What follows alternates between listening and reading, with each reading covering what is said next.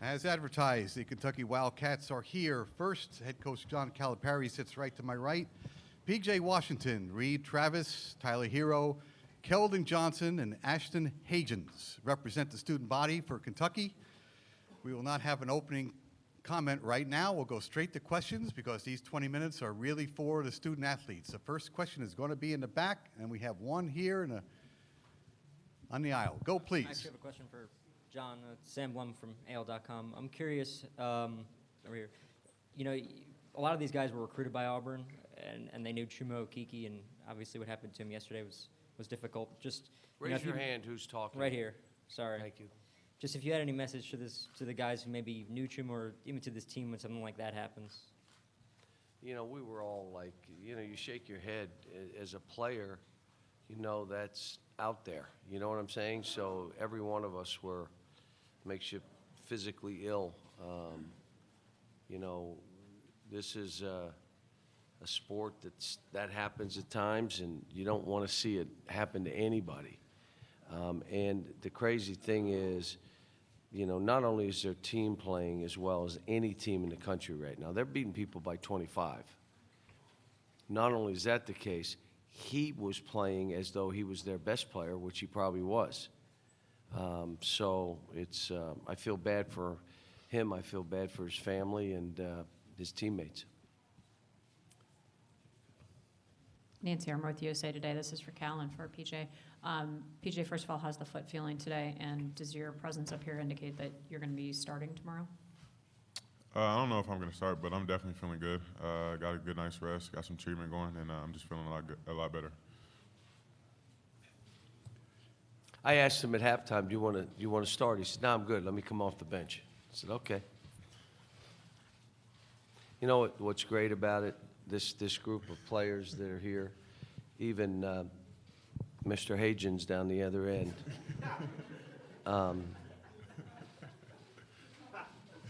You know, they're gym rats. I mean, you know, PJ and I were talking about it. It's, you know, what made you do it?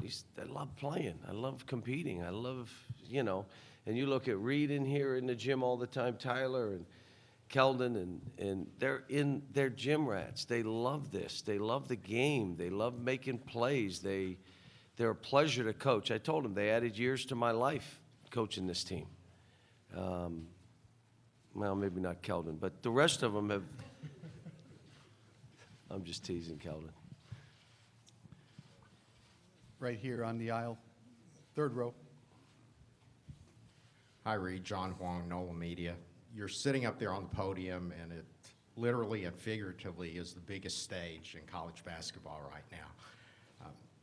How's it feel to be just one game away from being able to get home to Minneapolis and play a Final Four in your hometown? I mean, that's really like living the dream for you. Can you kind of express to us your emotions, your thoughts, the blessings you feel for being in that position? Yeah, like you said, just being one game away from beating the Final Four and back home, I'm really excited for it, but no more than any other game. I'm trying to just take the preparation the same way, just approach it like any other game. I feel like if you look at it too much as far as trying to go home and kind of put all that on it, that's just too much weight on it. So for me, it's just trying to approach it the same way, just enjoy it with my teammates, and just try and go out and work as hard as I can in the game.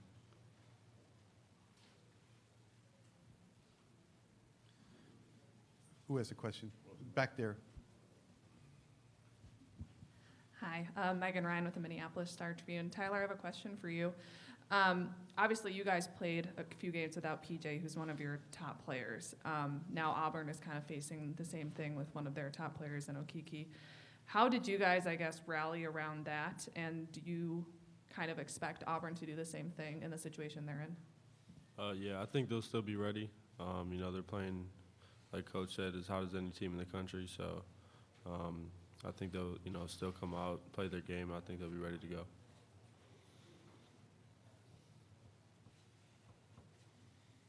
Right back here on the aisle. Thank you. PJ, if there's one person's story that is better than Reed's, it could possibly be yours, to be able to come back for a second year and then overcome the injured foot that you have, and now being playing for the Final Four. what are your thoughts about that, and what would you like to say to the people now that you're up there on the stage? It's just a lot of hard work we all put in as a team, and it's just finally paying off. We got one more game to prove how good we are. So, I mean, we're just kind of trying to come out tomorrow and look out to play tough and how we've been playing the rest of the season. I feel like if we do that, we'll be fine, and our goal is to win the whole thing. So, I mean, that's always the back of our minds. We're in the back. Thank you. Lane Higgins, The Wall Street Journal. Given that the last time you guys played Auburn, it was a huge blowout win for you, how much confidence does that give you going into this game, knowing that it's more of a known entity and that you've been able to beat this opponent by a sizable margin before? Let me say something, because I watched that tape. They haven't watched the tape. I watched it. Matter of fact, I watched it twice. We made more threes than we've made most of the season. PJ made 5 himself. You ready for this? Ashton had 4. You hear what I just said now?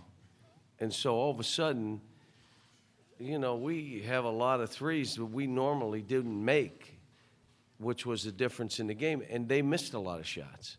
But when I watched the game, it was close for a while, and all of a sudden, PJ went corner, PJ went top, PJ went wing, and all of a sudden we're up 12.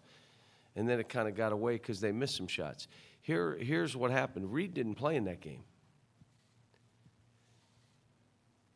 The rim was protected by both Nick and EJ.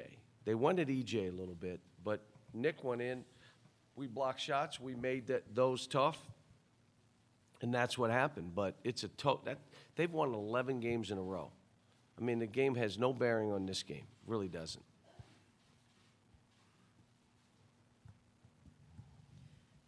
This is for Callan, for any of the players. You guys have beaten Auburn twice this season. How difficult is it to beat a team 3 times in one season, and why? We're going to have Keldon answer this, then Ashton, and go back to the head coach.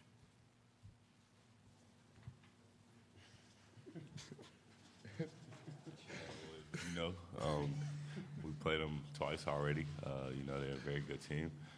Knowing that we playing them a 3rd time now, they're gonna come out, give us day off. So we can't take nobody for ease. So we just got to go out there, play together, and stay as a team. I mean, just to piggyback what he said, we just got to come in focused and ready to play. We can't be thinking about the last 2 times we played them. They're hot right now, and they're playing really good, so we just got to come in focused and ready to go. You know, it's funny. Fate has intervened for this team where we thought it was bad. Reed went down, and he and I went to church together because we were worried. Believe me. And it didn't turn out that way, but it gave Nick and EJ a chance to play. Then they tell me he hurt his foot at the Tennessee game. I said, when? The last play. What? He's not playing for a while. What? Now all of a sudden we get to play Keldon at 4. We get to put Jamal Baker and get him minutes. And all of a sudden it kind of plays out. In our conference tournament, we had our chances to beat Tennessee. And if we had beaten Tennessee, we would have played Auburn. I'm not sure anyone's ever beaten a team 4 times. So when you ask me about 3, I'm just happy it wasn't 4. So we're playing them a 3rd time. It's going to be a really hard game. They're playing out of their minds right now. They're shooting balls. They're playing loose. They're playing aggressive. We know. And those other 2 games have no bearing on this game. We are halfway through the session. We have 1, 2, 3 questions up. Go, please. Yeah, this is for Reed. Eric Olson with the AP. I ask you this because you're the old guy up there. When you saw Tyler come in, I know that you both are here first year for both of you, but when you saw him come in, what did you see in him? Did you think that he'd be as impactful as he's been this season? And if so, what did you see that made you think that? Yeah, I'd say the biggest thing that I saw in him early on was just his confidence. And I think a lot of guys you can see have confidence but don't necessarily put the work in. But for Tyler, that's not the case. You see him in the gym every night, every morning, putting up reps, putting up shots. So you know that he's going to shine in these moments. So I think it's special when he gets his opportunity. It's usually in just because you see him every night, every morning, putting up reps. So I say that's the biggest thing that it's been cool to kind of see is just his progression throughout the season, is just how consistent he's been with his work behind closed doors when people don't necessarily see it. So then when he gets on the biggest stage, he's calm, collect, and he's always confident to take those shots. On the left-hand side, Dennis. Dennis Dodd, CBS Sports. John, considering what Auburn basketball was for decades and decades and decades, what kind of job has Bruce done, and what specifically has he done to get it to this level? Well, he's gotten a program where people are absolutely excited. And, you know, Sonny Smith back in the day had it rolling. You know, he had that guy, what's his name, Charles, what's his last name? That big guy with the big head. What's his name? Oh, Charles Barkley. I peed on his statue down there, just so you know.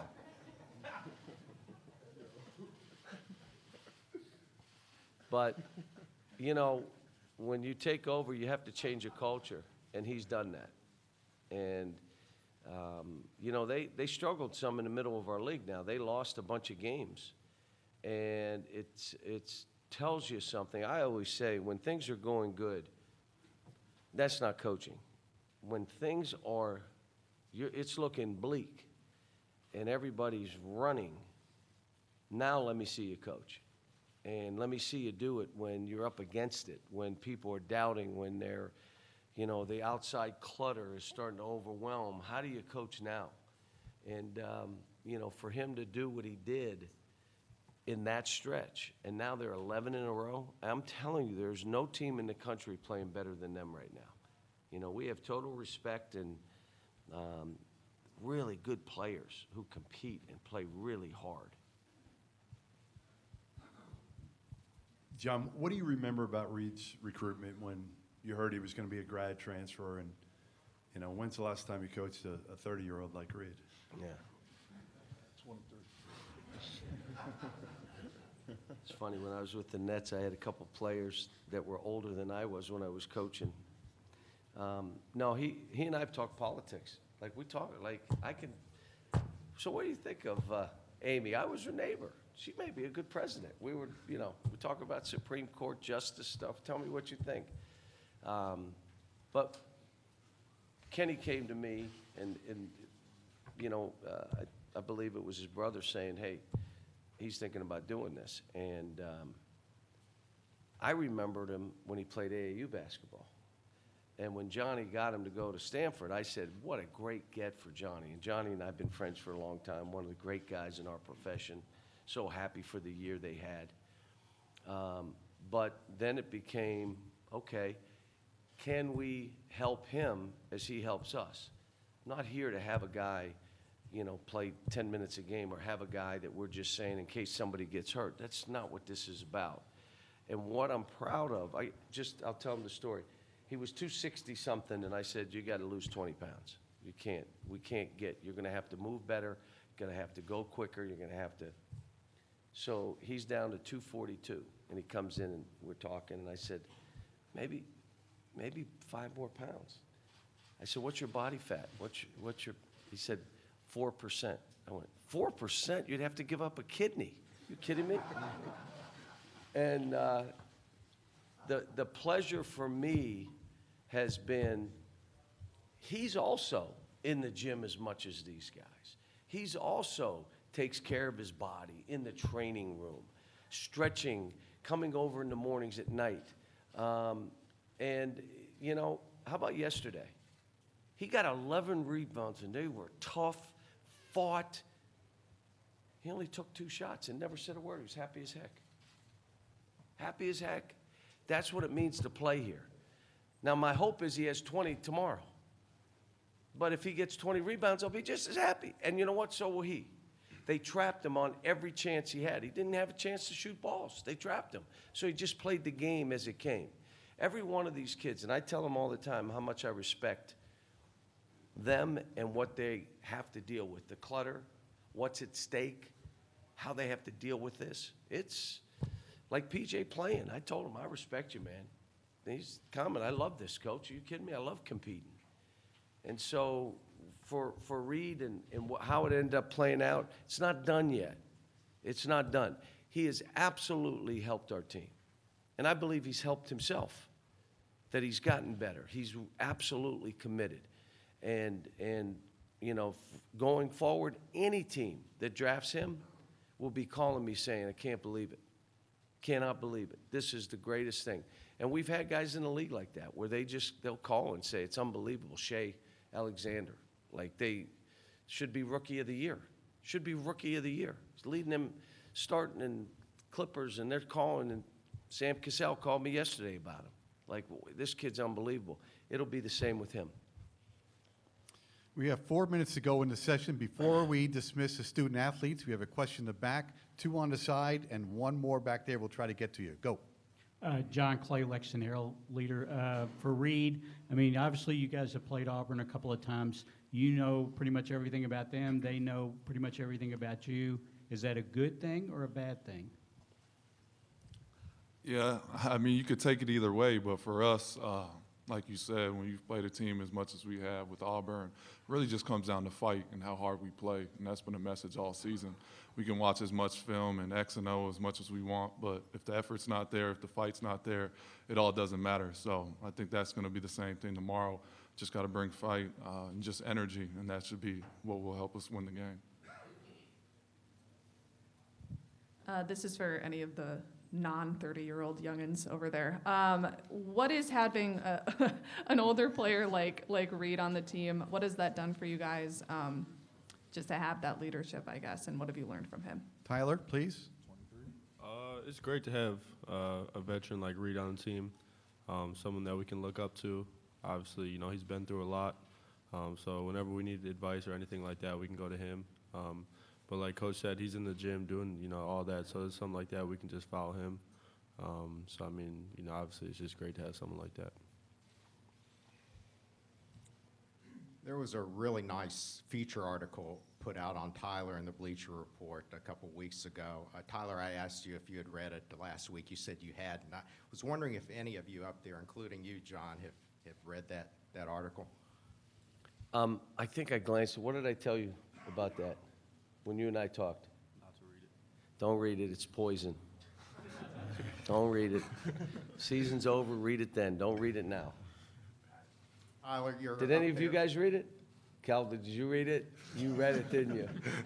You read it. Tyler, you're up there on the big stage now. What do you want to say to all your haters out there? This has got to be very, very redemptive for you. Who's hate? Why would you say that? Who hates you? Nobody hates me. There you go. That's what I'm talking about. Reed, so given that Kentucky is a place that's kind of known for having one and dones, you kind of had your own way of doing that this year when you came as a grad transfer. So what about Kentucky drew you to the program, and why did you pick that school as a destination? Yeah, I'd say you hit it right on the head with that. As far as just being able to prepare a player in 1 year for what they want to do, getting a collective group of guys that have never played with each other in 1 year, you got to accelerate the process to win at a high level, and then to get in the right shape to play beyond college. I felt like it was the great option for me. Obviously, I'm a different kind of one and done as far as I already had 4 years in college and then coming here for my 5th year. But I felt like it was the best spot for me as far as coaches and the players that were already established here. So it's a great spot, and I feel like it's done everything that I needed it to do. Final question for this 20-minute session. Go. This question's for the bucket. I know you all aren't supposed to read the clutter, as Cal says, but your phone had to have blown up last night. All the former players tweeting about you. What was it like when you finally got your phone after hitting the big shot? I didn't read anything, really. I don't know.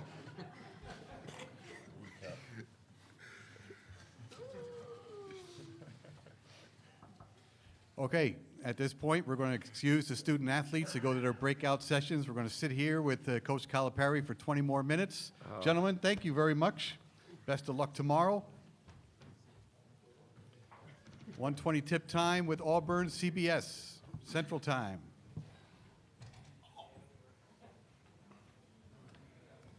Have a great day, Coach.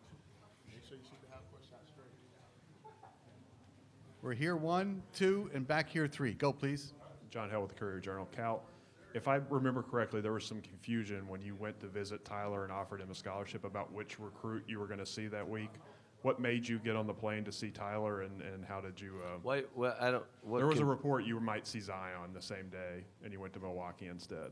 I don't know if that was right or not, but what made you go to see Tyler and make that offer? What did you see there? Well, again, you know, he was. When you're doing what I do, and as hard as this is here, and as much as you have to do in a short period of time, you don't have a whole lot of time for BS. You just don't. You have to keep it real. And the only kind of guys that really will be into that are the guys that really want to play for us and for me. And, you know, the word came back that that was the case with Tyler. So I flew up, let me meet him, let me meet his family. Watched him a little bit. I'd seen him in the summers, but he had committed to Wisconsin, so we really never really followed him that way.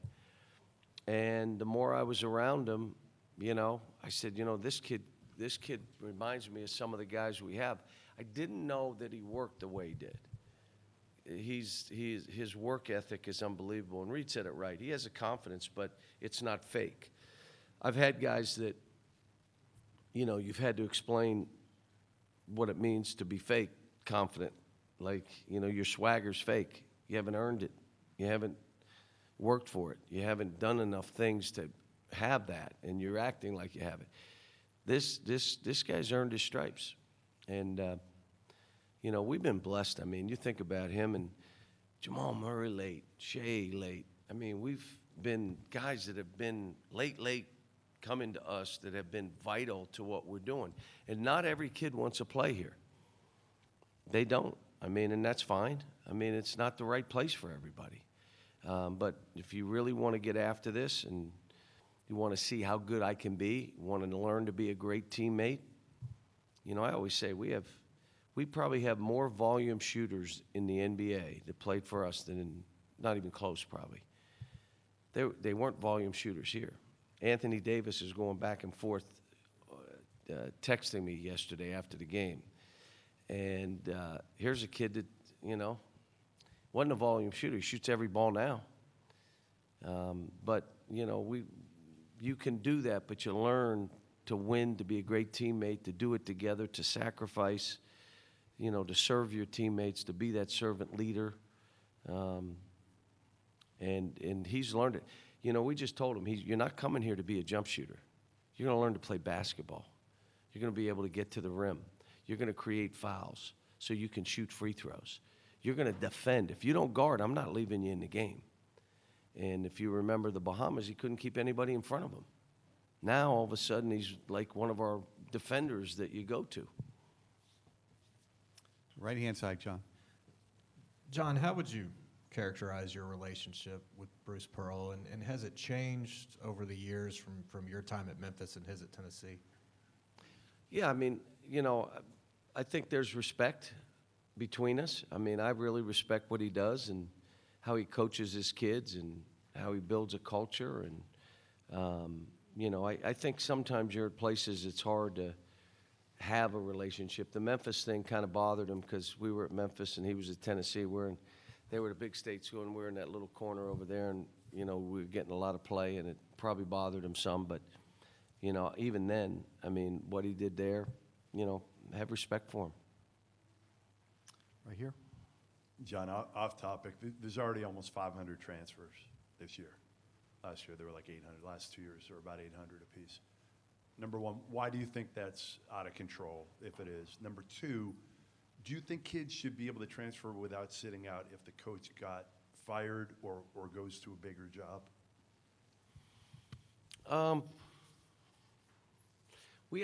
I haven't dealt with a lot of transfers in our program. We've had a couple. The crazy thing is I've stayed in touch with them just as much as kids that have played in our program or stayed 4 years. I would tell you that if a coach is fired or leaves, the kid should have the ability to do what he wants. That's my opinion. I also think they're talking about kids not having to sit out. And the one thing that happens is you probably can't lie to them in the recruiting process. If you lie, and they know you lied and you didn't do what you said you were going to do, they're going to transfer.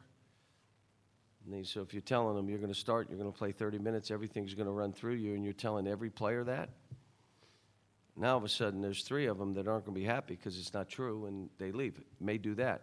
I don't know, haven't spent a whole lot of time on it, but I do know that when they are moving from team to team, they're going from high school to prep school, they're going to another prep school, it's probably not the best environment. And the one thing that it's hard for these kids is when you keep it real, they've got to, when I'm evaluating a player, I want to see when he's not at his best. Let me see him now. Let me see when he's not at his best what he looks like. And for a kid really to make it, in my mind, they have to face adversity and deal with it. They have to have been beaten out. Well, what do? You run, or you say it's not acceptable. I'm going to keep competing, and I'm going to go beat him out. Or someone else is working harder. So now you leave because you're not willing to spend that kind of time in the gym, and you're making every excuse. You're being enabled by people around you. I mean, I think the kids need to face adversity before they leave our campuses so that they have a chance to make it. If they've been able to do whatever they want and then they think they're going into that man's world, NBA stands for no boys allowed. No boys allowed. That's a man's world. And so I think our kids, there's adversity at every step, I would hope. And we're holding them accountable. I'm not, I'm on PJ as much as I'm on Reed and much as I'm on Keldon, and trying to hold them accountable. Rick Bozich, WDRB in Louisville. You've said for several weeks now this team has added years to your life. Why has this team been so much fun to coach, and can you give several examples? Well, one of the things that this team is they love being in the gym, and they're great kids. They've come from great homes, which means they're willing to sacrifice. They're willing to be about each other. And then the third thing is they're skilled basketball players. It's really fun to coach players that can bounce it, shoot it, have a feel for the game, that have a competitive spirit, that have a will to win. You're not going to win every game. You're trying to. You're trying to win every single game you play, but you don't. And at the end of the day, you just want to be able as a coach to say, every one of these kids has gotten better. Every one of the kids has improved their skills. But they have to have a basis of that. And this team did. And every day, whatever we challenged them with, they were fine. Never have gotten too high. They've never gotten too low. This has been one of those years that you go through one of these years, you think you can coach another 20. And then you go through other years and you say, why am I still doing this? This is crazy. But this is, this is a good group. John, Daryl Bird with the Cats Paws in Lexington. Reed was talking about finding a place where he had 1 year where it's accelerated. He could do what he needs to do. How do you accelerate that process every year without cutting corners, or do you have to let some stuff go? There's no BS. We don't have time for BS. I'm going to tell you the truth. We're going to keep it real. If you don't guard, you're not playing. If you fall behind, you fall behind. I'm playing other people. We're here playing, trying to win. We hold them accountable statistically. Rebound attempts. Every one of them knows what their rebound attempts are. If your rebound attempts are low and you're not rebounding, I'm playing somebody else. That's effort. That's energy. You're responsible for that. I'm not responsible for that. The other thing becomes, when they come here, we're telling them, you're not going to take 25 shots a game because you got a team full of guys that are trying to eat too. Now, you may take 25 in a game. I think Malik Monk had 47 in a game. I would have let him score 57 if he could have. But that's in one game. That's not a season where you're shooting every ball. And, again, there's some that don't want to hear that. Some families that don't want to hear that. And so this becomes, we're in this together. We're all going to eat. This has never hurt anybody. Number 1 pick, Karl Towns, played 21 minutes a game. Devin Booker, I think he's still mad at me, didn't start. Had 59 and 50 in back-to-back games in the NBA. Didn't start. Never said one word. All he did is came every day like Tyler Herro and practiced and put time in the gym. unbelievable. Anthony Davis took the 5th most shots on our team, was the number 1 pick. It doesn't matter here. Numbers don't matter. And so, you know, but again, numbers matter to some kids and families, and I want more numbers. And here it's, you know, putting yourself in a position to have success. And I don't think you can just say numbers. I don't think it is. But like I said, we've had a lot of people do well. A lot of people score well and rebound well and do well, but it's a group of them. We have 8 minutes to go. We have 4 questions up. Go, please. John, you frequently say to Kentucky fans, you people are crazy. And after last night, they're probably saying the same thing about you. The reality, Why? Well, the reality is that What did I do last night? a lot of head coaches end up losing their jobs because the last shot doesn't go in. And so everything seems so random in these tournament games. How do you sleep at night knowing that the entire collective hopes of Big Blue Nation is kind of resting on your decisions in the huddle, and if PJ doesn't block the shot and Tyler doesn't hit the 3, then you're going home? First of all, my mother, before she passed away, used to say, "How do you do this?" She goes crazy watching the game. She did go crazy. Well, first of all, I'm focused on what I'm doing, and I don't look at this as life or death. Because if you look at this as life or death, you die a lot. And so this is what I do, trying to help these kids be the best they can be, put them in the best position to win, and be about them. That's what I try to do. I don't take this personal. I don't take it personal with another coach. And any time that ekes in, I don't coach as well.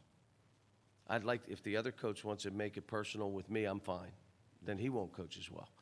And so, you know, the fans want to win every game, and the Kentucky fans have been great to me. You know, I tell them they're crazy. They watch tapes, and they'll watch the game 3 times. I watch it twice. They watch it 3 times. They're crazy. But they love it. They're invested in it. They see these players as their own children and grandchildren. It's a unique and special place. It really is. There's no place like this school that I'm coaching at. Hey, John, how are you? Good, Hoops. What do you think about agents having access to elite college players, and is there a better way? How about there's going to be access to high school players? Yeah. So I don't know where that goes yet. We're trying to all figure it out. But they're going to be able to talk. A high school player will be able to have a relationship with an agent that, as long as there's nothing signed or nothing official, or, you know, I mean, that's part of where this is all going. So, again, as I go through this tournament, I'm not spending a lot of time on that right now, but that's going to be an issue. In the back. John, I'm wondering who you've had to tell that your swagger is fake. Who have you had to have that conversation with? Do you want me to be honest? Yeah. With myself. I mean, what are those conversations like though, with kids, and is that the toughest thing? Are you spending time? Are you really spending time? I've had guys that their skill set, they were really struggling, but I'd come in the office at night, and it's 10:30, 11 o'clock, they're in the gym shooting, the next day in practice. I bring all the team in and said, the reason I'm sticking by my man, I came in last night, and I know he was 1 for 10 last game, but he was in this gym. I'm with him. As long as they're putting in the time and they're not, you know, I'm good with it. But they're, you know, if you're not in there and you're not really trying to master your craft, if you're not trying to master your craft and you just want to play, just let me play. Just let me shoot more balls. If I, instead of shooting 10, you should have let me shoot 20, I could have got going. Well, what if you went 1 for 20? That's okay. Next game I'd make them. What? So mastering your craft in this sport that we play, it's everything. If you can't master your craft, which means, do you love the grind? Do you love being in the gym? Does that wake you up every day? Is that your solace? When you're feeling down, you go in and you get some shots up and you feel great leaving the building. As a coach, is it the same thing? You're down a little bit, you get in, you have a great practice, and it makes you feel great. If that's not your mentality, it's really hard to make it at this sport. Back in the corner. John, George Schroeder, USA Today. I wonder, kind of interested in the three as the shot of choice, and wonder what your thoughts are on building an offense around making that maybe the primary or the first option. And then does Auburn resemble anybody or remind you of anybody from your career? Well, they do a lot of stuff that Wofford does. I mean, they're gonna shoot 33s. They shot, what, 37 last game? There's all kind of ways of doing this. And one of the ways is we're going to rely on three-point shooting. The other way of doing this, we're going to play basketball, and if they give us threes, we'll take them. If we're spaced out there, I think there's not a college coach right now that doesn't space to the three-point line, whether they shoot 33s or 23s. I mean, one of the best teams in the country, one of the best coach teams in the country was Tennessee. They shot about 18, 19 threes a game. Literally one of the best teams in the country. We played them, and they were wars. They were veterans. They didn't turn it over. They created good shots. They moved the ball. They would guard, physical, and they only took 18, 19 threes. So there's all kind of ways of doing this. Bruce, here's the other. If you have really good shooters, why wouldn't you do it? And he has really good shooters. They shoot them, 25% of them are in transition. Another 30% of them are on pick and rolls, and the rest of them are off drives and extra passes and, finding an extra man. Anything else for the head coach of Kentucky? Last question, go. John Clay, Lexington Herro leader. John, in Jacksonville, even with P.J. hurt, people remarked about you seem to be in a really good mood. Who? You. The same thing. I'm miserable right now. Same thing here. I mean, did you know something we didn't know, or is it just that, as you said earlier, you've really enjoyed coaching this team? I think most postseasons, the season is the grind of it. When you're here, you have a ball with this. Somebody asked me the other day about, was it a relief to win? I don't know where I was. No. If winning becomes a relief, you're in the wrong profession. It's time to retire. Winning is fun. It's fun for these kids. You see them come together and the joy it brings because of all the hard work and everything they did together. The NCAA tournament for me personally is the greatest. You follow us. Everything we do all year is geared towards March. Every game we play, every preparation, I want to play teams that play different ways, shoot threes, don't shoot threes, 1-3-1, 2-3 zone, press us, hold the ball, backdoor us, Princeton. We want to face it all, so if we face it here, we're ready for it. So this is why we do what we do, is to get into this time of the year and try to keep your team going. Thank you, John. Thanks. Good luck.